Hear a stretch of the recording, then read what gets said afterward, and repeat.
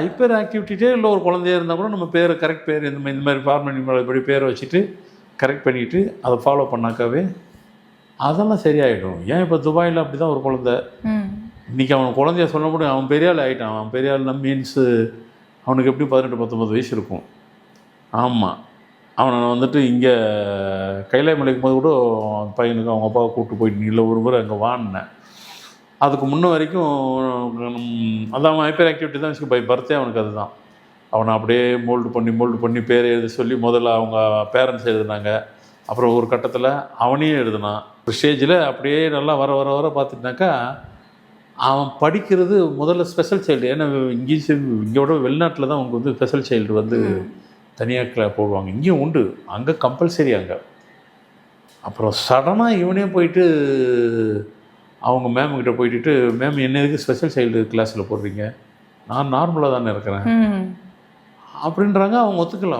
அவங்க பிரின்ஸுக்கிட்ட கூப்பிட்டு போயிட்டாங்க. அவங்களும் ஒத்துக்கலை. நீங்கள் பேரண்ட்ஸ் கூப்பிட்டு வாங்கன்றாங்க. அவங்க போய் பார்த்துட்டு அவங்க பேரண்ட்ஸ் தான் அவங்க ஃபாதரும் போய் பேசுகிறாரு, இந்த ஸ்பெஷல் சைல்டு தான் போட்டிருக்காரு, அதுக்கு தான் பணம் கட்டியிருக்கிறாங்க. அவன் போக மாட்டேன்றான். நான் நார்மலாக இருக்கேன், உங்களுக்கு என்ன வேணும் நான் கேளுங்க, நான் பதில் சொல்கிறேன். இது ஆல் ஆஃப் சடன் நடந்திருக்கு. அவங்களுக்கு இன்னும் புரியல. அது இவருக்கே அவங்க ஃபாதருக்கே புரியல. இவன் இப்படி இருந்தேன் சடனாக இப்படி அதை மாறிட்டான், நல்லா நார்மலுக்கு வந்துட்டான் அவன். இந்த மிராக்கள் எப்படி நடந்தது? ஒன்றும் இல்லை, ஓவர் நைட்லாம் நடக்கலை. டெய்லி பேரை எழுதுறாங்க, டெய்லி அதை ஃபாலோ பண்ணுறாங்க, டெய்லி அதை ப்ராக்டிஸ் பண்ணுறாங்க. பண்ணி நார்மல் கொண்டு வந்துட்டு இன்றைக்கி அவன் காலேஜுக்கு போயிடுறான், பஸ்ஸில் போகிறான். ஒரு முறை எங்கள் வீட்டுக்கு வந்தாப்புல, எங்கள் வீட்டில் வந்துட்டு அவங்கள வந்துட்டு அவனை கேட்குறாங்க.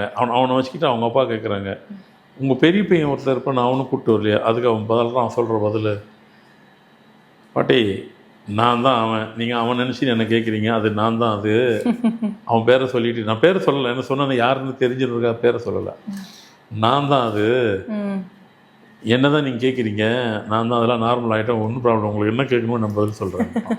எதுக்கு சொல்கிறேன்னா எக்ஸாம்பிளுக்கு தான் நான் ஒன்று சொன்னேன். நிறைய பேரை நம்ம ஃபார்மல் நியூமராலஜி மூலயமாக ரெக்டிஃபை பண்ணியிருக்கிறோம்.